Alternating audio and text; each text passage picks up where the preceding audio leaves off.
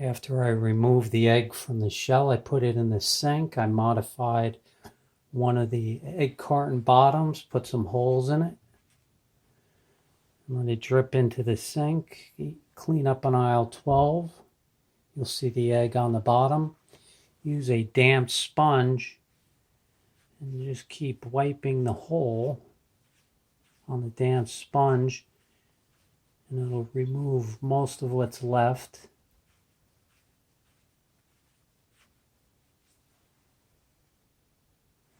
And then I place it on the other side. I put a 1/2-inch paper towel that I cut into 4 strips, lengthwise strips. Fold it in half, cut it, fold it in half, cut it, fold it in half, cut it. Put it in the egg carton and then leave it like this and let it sit there.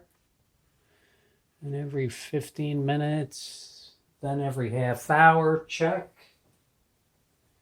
to see if there's any egg on the paper towel. Nothing yet. So I now wait 15 minutes, check it again.